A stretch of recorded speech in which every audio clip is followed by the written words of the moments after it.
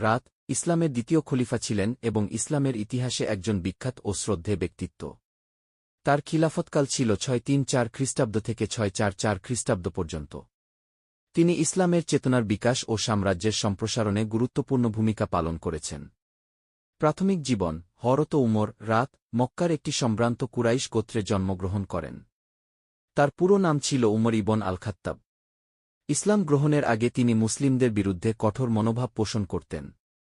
কিন্তু ইসলাম গ্রহণ করার পর তার জীবন সম্পূর্ণ পরিবর্তিত হয়। ইসলাম গ্রহণ উমর রাত ইসলাম গ্রহণের আগে ইসলামের বিরোধী ছিলেন।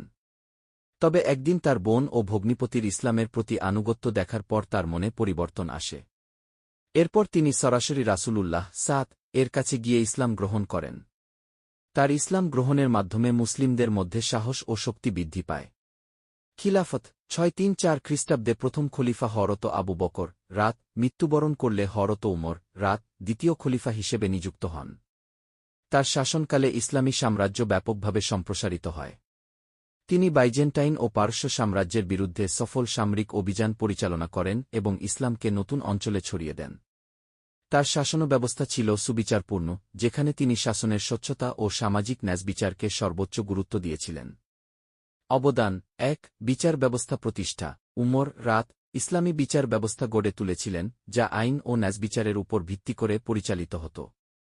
২ প্রশাসনিক সংস্কার তিনি সাম্রাজ্যকে বিভিন্ন প্রদেশে বিভক্ত করেন এবং প্রতিটি প্রদেশের জন্য গভর্নর নিয়োগ করেন। ৩ সামরিক ব্যবস্থা তিনি একটি শক্তিশালী সামরিক বাহিনী গড়ে তোলেন, যার মাধ্যমে মুসলিম সাম্রাজ্যকে রক্ষা করা হতো এবং সম্প্রসারিত করা হতো। ৪ জনকল্যাণমূলক কাজ উমর রাত জনগণের সুবিধার জন্য বিভিন্ন প্রকল্প চালু করেছিলেন। তিনি দরিদ্র অসহায় ও বিধবাদের জন্য ভাতা ব্যবস্থা চালু করেন। মৃত্যু 644 খ্রিস্টাব্দে একজন পার্শ্ব গোলাম তার উপর আক্রমণ চালিয়ে তাকে গুরুতর আহত করে। কিছুদিন পর তিনি মৃত্যুবরণ করেন এবং মদিনা রাসূলুল্লাহ এর পাশে দাফন করা হয়। হযরত উমর রাত এর জীবন ইসলামের জন্য এক মহান অনুপ্রেরণা হিসেবে বিবেচিত হয়।